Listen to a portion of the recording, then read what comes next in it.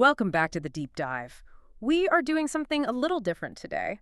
We're looking at a man who is essentially the operating system for the modern world. That's a great way to put it. You know how we obsess over data?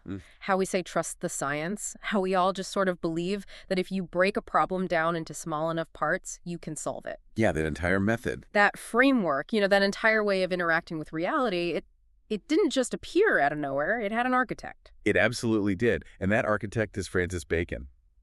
But the deeper we got into these sources, the biographies, the court records, the letters, the more I realized that the father of science title is actually the boring part of the story. Really? The boring? I think so, because the man himself, he is a mess. A brilliant, catastrophic, just a fascinating mess. That is exactly what struck me. We're talking about a massive contradiction wrapped up in an Elizabethan rough. On one side, you have the light. The highlight reel. The highlight reel, exactly. This is the guy who coined the phrase, knowledge is power. The guy who basically stood up and told all of humanity, stop guessing and start looking. I mean, he dismantled the way people have thought for 2,000 years. 2,000 years of dogma. Just boom.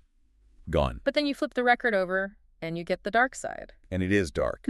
We're not just talking about a guy with, a bad temper or a few skeletons in his closet. No. We're talking about a Lord Chancellor of England, the highest legal officer in the kingdom, convicted of corruption and bribery. A man who arguably sent his best friend, his patron, the guy who gave him land and supported him, to the executioner to save his own career. To save his own skin. And a figure whose private life was, it was rife with rumors of masculine love in an era where that could get you killed. It's a lot to unpack, and our mission for this deep dive is really to try and reconcile these two versions of the man. How can you be the justice judge in England, as he called himself, and yet accept bribes? Right. How do those two things exist in the same person? And how do you have a man who preaches clean hands in science? I mean, his whole thing is strip away your biases, be pure in your observation, but gets his own hands incredibly dirty in politics. That is the central paradox. Bacon isn't just some historical footnote. He is the bridge between the medieval mind and the modern world. But to understand how he built that bridge, you have to look at the mud he was standing in. So we have to look at the biographical records, his major works like the Novum, Organum and New Atlantis, and some very gossipy, very revealing historical accounts from contemporaries like John Aubrey. So let's rewind. We need to set the scene. We're in London. It's 1561. Queen Elizabeth I is on the throne, and Francis Bacon is born at York House. Right. Now, usually when we talk about disruptors or revolutionaries, you expect an underdog story, right? Someone scraping by on the streets, fighting the system from the outside. That is not this story, is it? Not even close. Francis Bacon is the ultimate insider. He is born into the absolute heart of the English political. The establishment. The establishment, exactly. His father is Sir Nicholas Bacon, the Lord Keeper of the Great Seal. Which, just to clarify for everyone, sounds like a wizard title from a fantasy novel. It really does. But it's actually one of the highest legal offices in the entire country. It means he's the top lawyer presiding over the Court of Chancery. He's the guy holding the stamp that makes laws official. And his mother, Anne Cook, is equally formidable. She's a noted humanist, a translator of complex theology, and a radical Puritan. So, super smart and super intense. Terrifyingly smart and incredibly intense. She made sure her sons were educated to the highest possible standard. And the connections don't stop there because his uncle is Lord Burghley. William Cecil, Lord Burghley. For context, you have to understand, Burghley is essentially the prime minister before that title even existed. He is Queen Elizabeth's right-hand man. He runs the country. So Francis is the nephew of the most powerful non-royal in England. He's got the keys to the kingdom from birth. So he's got the pedigree. He's got the connections. And by all accounts, he's clearly a genius. I read in the notes that he was sent to Trinity College, Cambridge at age 12. 12 years old. I was, barely figuring out how to organize my binder at 12, and he's off to university. It was unusual even for the time, though not totally unheard of for the high aristocracy. The Queen herself noticed him early on. She loved talking to him. She used to call him the young Lord Keeper. She saw the potential. But this time at Cambridge is crucial. It's the first major pivot point we see in the sources, because usually a kid that age, you go to school, you learn what the teachers tell you, you try to pass your exams, and you try to fit in. You toe the line. You toe the line. Bacon looks at the entire curriculum and says, this is garbage. He hated it. He despised it. And we have to understand why. Because this teenage rebellion, this hatred, is what eventually gives us modern science. At the time, the curriculum was entirely scholastic. It was medieval. It was completely dominated by the philosophy of Aristotle. But not the interesting Aristotle, not the let's go out and look at nature Aristotle. No. This was a fossilized version of Aristotle. It was, let's read what Aristotle wrote about nature 2,000 years ago and argue about the precise definitions of his words. So it's all theory? It was pure deduction. You start with a general premise that Aristotle claimed was true, like, say, that heavens are perfect and unchanging, and then you just debate the logic of it. You never actually look out the window. So if you want to know how many teeth a horse has... You don't open a horse's mouth and count. Yeah. That would be vulgar. You check the textbook, you check Aristotle, and if the textbook says 40 and the horse in front of you has 38, then the horse is wrong. Or you're counting wrong. Or you're counting wrong. The book is the truth, not your own eyes. That would drive a mind like Bacon's completely insane. He called it barren, right? Barren, argumentative, and wrong in its objectives. That is a scathing review from a 14-year-old. He saw the smartest minds in Europe just spinning in circles, debating these abstract logic puzzles, while diseases were curing nothing, bridges were falling down, and agriculture wasn't improving. It was useless knowledge. It was just words about words. Yeah. Even as a teenager, Bacon wanted knowledge that did something. He called it fruit. He wanted results. Practical application. Exactly. He revered Aristotle as a person. He respected his mind, but he thought the philosophy had become a dead end. This is the seed of the entire scientific revolution. It starts with a grumpy, brilliant teenager at Cambridge thinking his professors are wasting their time. So he has the ambition to change the world. He has the family name to get him into power. You'd think he's set for a smooth ride straight to the top. But then real life hits him in the face. 1579. What happens? He's 18 years old. He's in France, part of the ambassador's entourage, getting some diplomatic experience, probably living the high life. And word arrives that his father, Sir Nicholas, has died suddenly. Now, typically the Lord Keeper would leave his son a fortune. Sir Nicholas had actually set aside a massive sum of money to buy an estate specifically for Francis, his youngest son. But he didn't sign the papers. He died with the quill effectively in the air. Because the legal work wasn't finished, the money wasn't ring-fenced for Francis. So it all went into the general pot to be divided among all the children. Francis got a tiny fraction of what was intended, about a fifth. So he went from being the pampered son of the elite, expecting a life of leisure where he could sit around and study philosophy, to a young man who suddenly had to work to survive. He had debts, he had expensive tastes, and now no income. That is a brutal reality check, and this is where the hustle begins. I think this context is so important because it explains his desperation later on. He isn't just ambitious, he's panicked. He is terrified of poverty. He enters law school at Gray's Inn not because he loves the law, he found it tedious, but because he needs a career. And he immediately starts leveraging those family connections. He writes to his uncle, Lord Burghley. The most powerful man in England. And he's basically saying, hey, Uncle William, it's me, your brilliant nephew, Francis.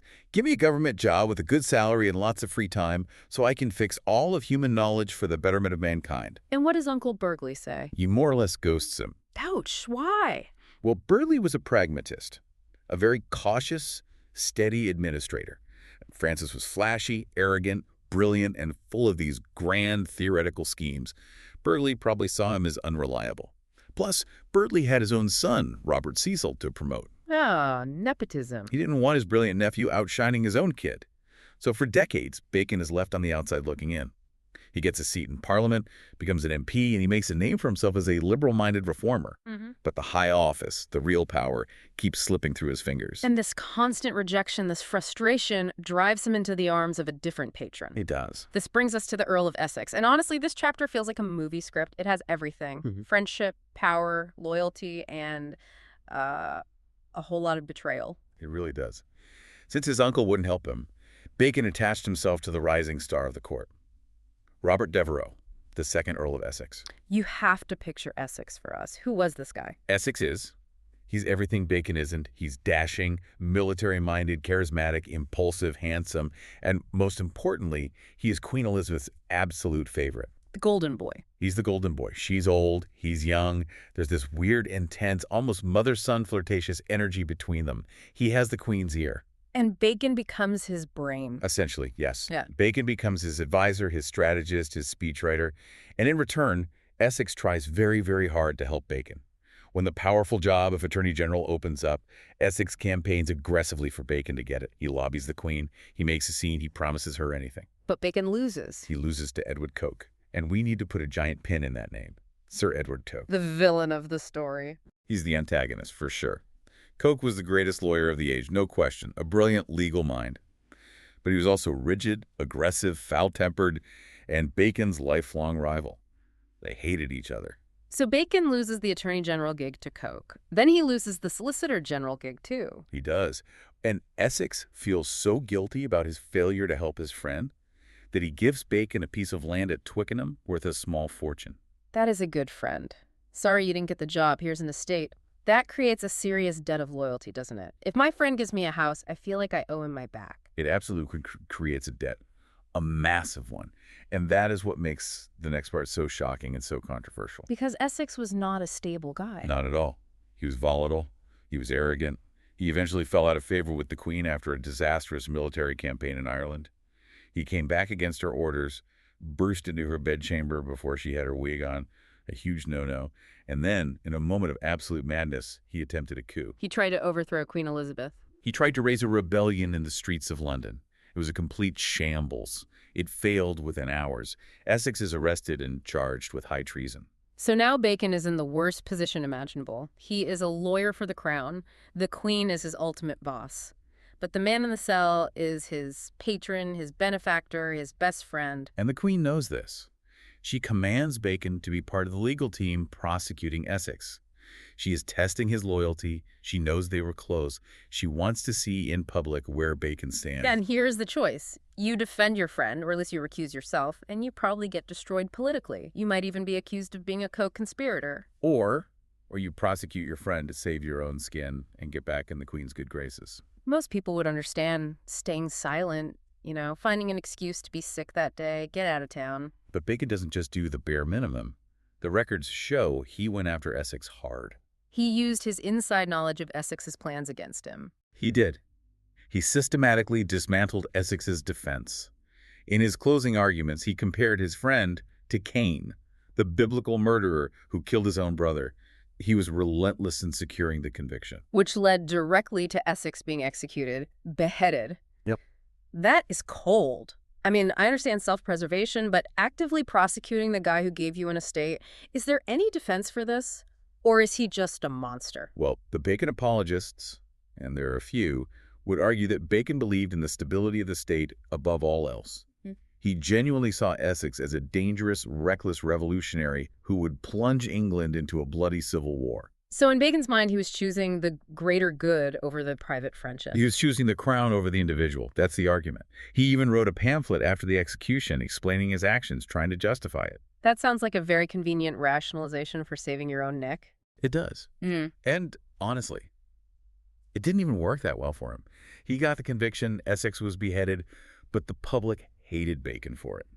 He was branded a traitor to friendship. It haunted his reputation for the rest of his life. It sets up this pattern, doesn't it? Bacon is capable of these incredibly high-minded ideals, the state, the truth, human progress, but also this incredible moral flexibility when his own career is on the line. He's a master of compartmentalization.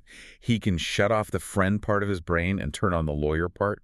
And that ability to separate things, to detach, is actually the key to his philosophy, isn't it? While all this political drama is happening, he's essentially rewriting the rule book on how human beings are supposed to think. Let's shift to the light side, the philosophy. Right. So keep in mind, while he's hustling for jobs and prosecuting friends, he is constantly writing. He publishes his masterpiece, the Novum Organum, in 1620. Which translates to the new instrument or the new tool. Which is a direct jab at Aristotle, whose collection of works on logic were known as the Organon, or the instrument. Exactly. Bacon is saying, that was the old broken tool. Here is the new one. And the core of this new tool is induction. We touched on this with the horse teeth, but let's really clarify the difference for everyone. What is the fundamental difference between the old science and Bacon's new science? The old science, deduction, moves from the general to the specific. You start with a big assumed rule. All heavy objects fall faster than light objects because Aristotle said so, and you apply it. If you see a cannonball and a feather fall at the same rate in a vacuum, you assume your eyes are lying or it's some kind of trick. The theory is king. The theory is king. Bacon flipped it entirely. He said, start with the specifics, start with the particulars. Forget what you think you know, go out and gather the data first. Drop 1,000 different rocks, watch 1,000 birds, record the tides for a year, collect, collect, collect. And only then, after you have mountains of data, can you carefully start to form a general rule. Nature, to be commanded, must be obeyed. That is the quote. And it's so profound. You can't force nature to fit your theories. You have to listen to nature first, be humble, and let it tell you how it works. And this is where his most famous and, I think, most useful concept comes in. To be a good scientist, Bacon said you have to first clear your mind of idols. The idols of the mind. This is my favorite part of his philosophy because it feels so startlingly modern. It's like he's a cognitive psychologist from the 21st century. It really is. He identified 4 mental blocks, 4 systemic biases that stop us from seeing the truth. These aren't golden statues. They are bugs in our mental software. They are systematic errors in how we process information. And he breaks them down into 4 brilliant categories: the idols of the tribe, the cave, the marketplace, and the theater. Let's walk through them because I think everyone listening is going to recognize these in their own lives, maybe even in their own social media feeds from this morning. First up, idols of the tribe. Idola tribus. So this doesn't refer to a specific tribe. It refers to the tribe of humanity. These are errors inherent to being a human being. They're built into our biology, our hardware. Like what? Well, for one, our senses are imperfect, and they can deceive us. But more importantly, we are hardwired to see patterns where there aren't any. We see a face in the clouds. We think a sports player is on a hot streak when it's just random chance. We see conspiracies and coincidences. And confirmation bias, that's the big one from this category. That's the absolute killer. Bacon nailed this. He wrote, "The human understanding, when it has once adopted an opinion, draws all things else to support and agree with it." If you believe something, you will actively look for evidence that supports it, and you will unconsciously ignore, dismiss, or forget evidence that contradicts it. He saw that 400 years before modern psychology gave it a name and ran experiments on it. It's astounding. Okay, so that's the tribe. Number 2, idols of the cave, idola specus. This is individual. Think of Plato's cave. Each of us lives in our own little private cave of personal experience. Your upbringing, your education, the country you live in, the books you read, the friends you have, all of this shapes your unique perspective and creates specific biases. So if I'm a hammer, everything looks like a nail. Precisely. If you are a chemist, you might try to explain all of human behavior through chemical reactions, ignoring sociology or economics. If you grew up in a very religious household, you see the world through that lens. If you grew up in a very secular one, you see it through another. You are trapped in the cave of your own limited experience. Today, we'd call this the echo chamber or the algorithmic bubble. The news feed that only shows you what you already like. The YouTube recommendations that pull you deeper down one rabbit hole. That is a digital idol of the cave. It's a perfect modern analogy. It's terrifyingly accurate. All right, number 3, idols of the marketplace. Idolophory. Bacon thought this was the most troublesome one of all. This idol arises from the exchange of words, the marketplace of communication and debate. It's about language. It's about the slipperiness of language. Words are imprecise. We use the same word to mean different things. We argue for hours without realizing we've defined our terms differently. It's more than just semantics, though, isn't it? It's much deeper. It's when language actively distorts reality. We create words for things that don't really exist, like luck or fortune, and then we start treating them as real forces. Or we lack words for things that do exist. Look at any heated political debate. Someone says freedom. Oh, boy. One side means freedom from government regulation, the other means freedom from poverty and want. They get red in the face shouting at each other, assuming they're talking about the same thing, but they aren't. They're just throwing words, these idols, at each other. And finally, number 4, idols of the theater. Idola theatri. These are the false dogmas of grand philosophical or ideological systems.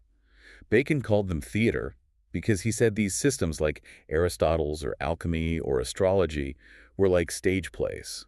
They created these elaborate fictional worlds that looked coherent internally. They had their own script, their own characters, their own rules of logic. but they had no relation to reality. They were just performances. This is ideology. When you buy into a system so completely, whether it's Marxism or libertarianism or any ism, that you stop checking if it actually works in the real world. You're just living inside the play. Exactly. So Bacon's solution, his scientific method, was essentially a mental hygiene routine. It was a way to debug the human mind. He wanted us to constantly ask ourselves, am I believing this because it's true? Or is it because my tribe is hardwired to believe it? Or because my cave has reinforced it? Or because the words in the marketplace have confused me?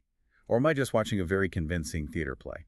It's an incredible checklist for critical thinking. And his goal with all this wasn't just to be smart for the sake of it.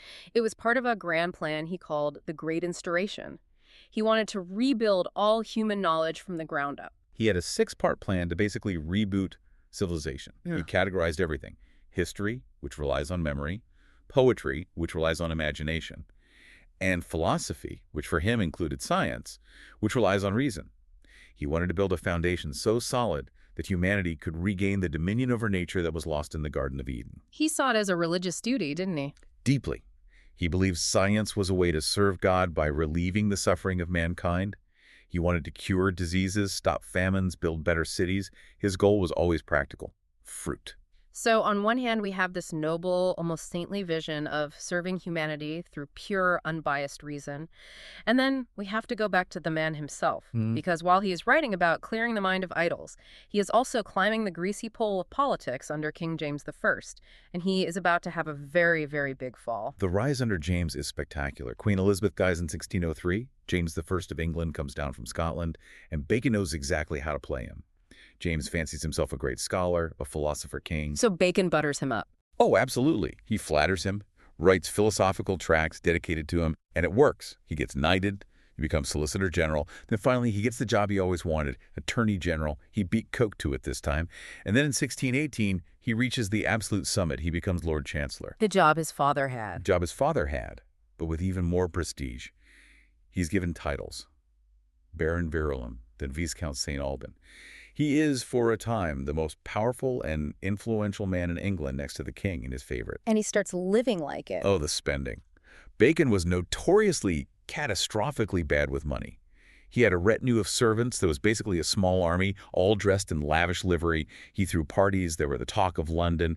He was constantly building and renovating his house. He was always in debt. Always. Even when he was earning a fortune, he spent more. And that constant, desperate need for cash, combined with the way business was done back then, set the stage for the crash. 1621. The crash, it happens fast, doesn't it? It's instantaneous, like a lightning strike. A parliamentary committee starts investigating corruption in the courts. And guess who is in Parliament leading the charge? Please say it's Coke. It is Sir Edward Coke, his old rival. He has been waiting decades for this moment. He's now in the House of Commons, and he smells blood. He finds witnesses, disgruntled litigants, who are willing to testify that Bacon accepted gifts while their cases were pending before him at the Court of Chancery. Let's get specific. What are we talking about here? Is this like brown envelopes of cash? Essentially, yes. In one case, a set of expensive gold buttons. In another, a cabinet worth hundreds of pounds. In another, just hard currency. The charge sheet eventually listed 23 separate counts of corruption. So he's caught red-handed. Now, usually a politician in this spot would deny. It was a loan. It was a gift from a friend. I never saw that money. What does Bacon do? He collapses. He confesses. But, and here are the nuance that just makes your brain melt. Yeah. He makes a very specific, very Baconian defense. He writes a statement, and in it is this incredible quote. I was the justest judge that was in England these 50 years, but it was the justest censure in Parliament that was these 200 years. Translate that for me. I'm the best judge there ever was, but I totally deserve to be fired. How does that work? It's his compartmentalization again. He was admitting that, yes, he took the money. He acknowledged that taking gifts was technically against the rules. It gave the appearance of corruption, even though it was common custom at the time.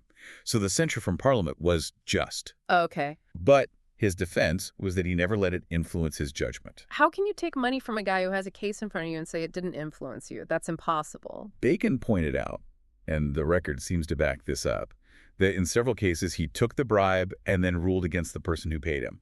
That's wild. I took his money, but I still made him lose, so that proves I'm honest. In Bacon's mind, His intellect was so pure, so detached, so free of idols, that he could separate the gift from the legal merits of the case. He thought, I can take this cash because I need it for my servants and my fancy house, but I will still judge the law according to the truth. It's the ultimate intellectual arrogance. He thought he was above human nature. He forgot the most basic idol of the tribe, that he was human too. And Parliament didn't buy it. Or at least, they couldn't afford to ignore it publicly. He was fined an astronomical £40,000, sentenced to imprisonment in the Tower of London, though the king let him out after just a few days, and most devastatingly banned from holding public office ever again. His career was over. Dead. No, there is a theory that he was a scapegoat. We should mention that. Yes, this is important. The king's favorite at the time was the Duke of Buckingham, George Villiers. And Buckingham was deeply, openly corrupt. Way more than Bacon. Many historians believe Parliament was really aiming for Buckingham, and the king sacrificed Bacon to satisfy their bloodlust. Here, take the Lord Chancellor and leave my favorite alone. Exactly. Bacon took the fall. But there might be another reason he folded so quickly. Another reason he didn't fight the charges more vaguely. And this brings us into his private life, because if bribery got you fired, there was something else in his closet that could get him killed. We have to talk about his sexuality. This is an area of intense historical debate, but the primary sources are quite loud about it. They are. First, let's look at his marriage. He did eventually marry a woman named Alice Barnum. When he was 45 and she was 14. Which is, yikes. Even for the time, that was a very wide gap. And while some sources say it started with much conjugal love, he designed a robe of honor for her that she supposedly wore for 20 years. It disintegrated over time. Why? Bacon was difficult, obsessive with his work, and always broke. He was probably not an easy man to live with. Alice eventually sought affection elsewhere. She had an affair with a Sir John Underhill. And Bacon's reaction when he found out was ruthless. Completely. He immediately wrote her out of his will, disinherited her, revoked everything he'd planned to leave her. He left her with nothing. But the marriage itself might have been, for him, an attempt to conform, to put up a conventional front. Because the rumors about Bacon and men were constant throughout his life. What do the sources actually say? Because often history books just sort of say he never married until late and leave it at that. Well, John Aubrey, who wrote the famous Brief Lives a few decades after Bacon's death, didn't mince words. He called Bacon a pederast. He noted that Bacon's Ganymedes and favorites took bribes. Ganymedes refers to Ganymede, the beautiful young cupbearer to Zeus in Greek myth. It was common code for young male lovers. And there are diaries too, right? Contemporary accounts. Yes. A Puritan diarist named Sir Symonds D'Ewes wrote about Bacon's downfall and mentioned his catamite and bedfellow, a Welsh servant named Henry Godric. Even Bacon's own mother, the formidable Lady Anne, wrote letters to his brother complaining about Francis's bed companion named Percy. She was distraught. She said he was keeping unsuitable company in his bedchamber. And in Jacobean England, sodomy wasn't just a sin, it was a felony. It was a capital offense. You could be hanged for it. It was called the unspeakable crime. Bacon's own older brother, Anthony, had been charged with sodomy in France years earlier and had to flee. It was a terrifying prospect. So this leads to the blackmail theory. Exactly. Some historians speculate that the real reason Bacon confessed to bribery so quickly, the reason he didn't put up a fight and drag it out, was that his enemies, like Koch, were holding the sodomy charge in reserve. The implied threat was, confess to the corruption or we start talking about your bedfellows. A bribery charge gets you fired and disgraced. A sodomy charge gets you executed and damned for eternity. So he took the lesser fall. It adds a whole new layer of tragedy and complexity to the story.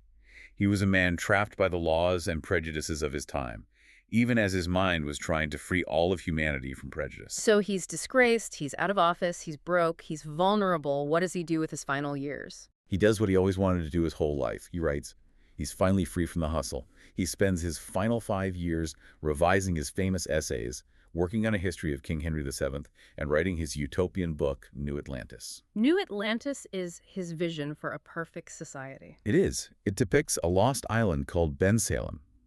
And the center of this island isn't a palace or a church. It's a massive research institute called Salomon's House. What's it like? It's basically the dream of a modern scientist. They have labs for every conceivable purpose. They have experiments running constantly. They have teams of scientists who collaborate and share information. It is the blueprint for the modern research university. or for institutions like the Royal Society, which was founded a few decades later and was explicitly inspired by Bacon's vision. So even in disgrace, he's still dreaming of the future. But we have to talk about how he died, because it is possibly the most Francis Bacon death imaginable. It's almost too perfect.